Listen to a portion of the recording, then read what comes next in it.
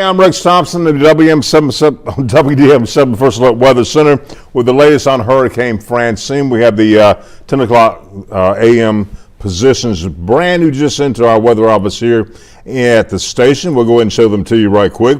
Winds are still 90 mile per hour sustained and 115. Now the storm is moving northeast at 13 miles per hour. Seems to be picking up its forward speed a little bit. The last advisory at 7 o'clock this morning showed it was moving northeast at 12. Now it's moving northeast at 13. We had earlier thought it was going to become a Category 2 hurricane.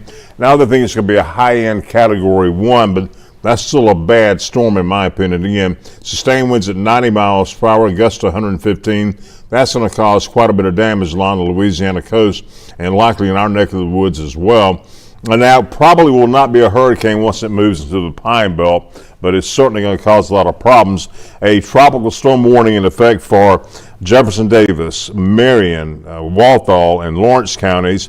Also Pearl River County, Stone County, and George County. We have a tropical storm watch in effect for Covington, Jones, Wayne County, Lamar, Forest, Perry, and Greene counties. But I would not be surprised to see that upgraded to a tropical storm warning, especially by this afternoon. We'll have to take our chances with that. But right now, it's still going to be windy here in the Pine Belt. We still have a possibility of spin-up tornadoes, all that, and some very heavy rainfall as the system moves through. So let's move on and show you what's going on as far as the track from the National Hurricane Center. There it is. It's going to be probably coming ashore approximately 7 p.m. This evening near the Vermilion Bay area of Louisiana, just to the southwest of New Orleans. And you can clearly see by the track, it's going to move, gradually turn toward the north, and then kind of maybe toward the north and northwest like that. But that puts us on what we call the dirty side, or the east side of the tropical system. So here we go with it. Here's a look at the radar composite, and we can clearly see the eye is showing up. Nick and I were looking at it earlier. It's still got a clouded over eye on satellite photos, but on this particular image, you can clearly see the eye, and there's a big band of showers. The storm is developing on the left side of the eye, which means the storm is certainly in good shape, and it's moving pretty rapidly now toward the northeast. So a lot of rain is breaking out ahead of the storm as well. Our rain will increase here later this afternoon into the evening hours, into the overnight hours. So the main effects from this storm is going to come late tonight into early on Thursday. By Thursday afternoon, it will be out here. So let's get into the specifics of what's going to happen. All right, this is the latest from the Storm Prediction Center. There is a low to medium chance for a couple of spin-up tornadoes. Not like the springtime storms when you have these huge tornadoes come down and rip up hundreds of homes at one time. These are more like tropical spin-up type little tornadoes, but they can do some damage, and we may be issuing tornado warnings here later on this evening and into the overnight period here. When Chief Meteorologist Patrick Bigby returns, we'll probably be doing all that. But in any event, the possibility of tornadoes certainly there for sure.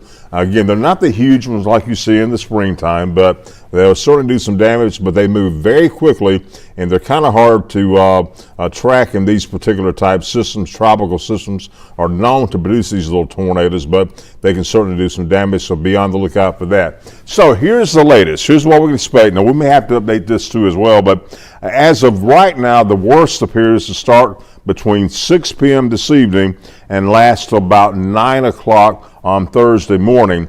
We're looking at average wind speeds of 20 to 40 miles per hour with wind gusts up to 55 miles per hour. Obviously, that can bring down some trees. So if you got any trees you want to be removed right quick, I'd do it before the storm gets here. Rainfall, we're looking at between 3 and 6 inches, maybe a little higher in some spots. And again, the tornado threat is there. A few spin up.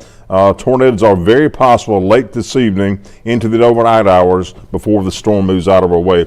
Power outages, yes, possibilities that certainly exists as well. I hope you've got all your stuff from the supermarkets and grocery stores, or wherever you go to buy your goods. Maybe you are stocked up. You may need some to last for a couple of days around here.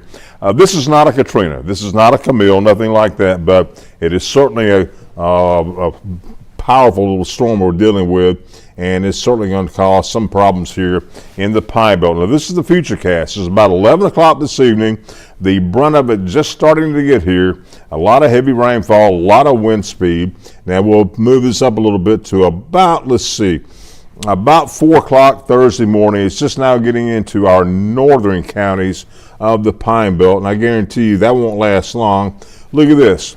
By about 12 o'clock noon tomorrow, it is out of here. We have dry air working its way into the Pine Belt after this system moves on through. And for that matter, Friday, Saturday, and Sunday are going to be dry, highs in the 80s and lows mainly in the 60s. But we'll go ahead and show you what's going on as far as our wind speeds are concerned. Now, this is about 11 p.m. tonight. We got winds of 45 miles per hour in Collins, 51 in Hattiesburg, 57 miles per hour in Columbia, 55 in Purvis, 48 Richmond, 43 in Waynesboro, 57 down in Brooklyn, and 56 in Tylertown, 44 in Bay Springs. That's at 11 o'clock, so we'll check and see about 2 o'clock in the morning. Look at this. We got wind gusts up to 62 miles per hour here in Moselle, 61 in Petal, 54 in Purvis, 62 in Columbia, 54 miles per hour in Summerall. So that is certainly some damage to trees for sure. And finally, here comes the center of the storm. That little blue thing you see there, that's the eye of the storm. That's about 4:30 in the morning. It's beginning to move through. You got winds of 30 to 56 miles per hour coming with that. There's the center right there.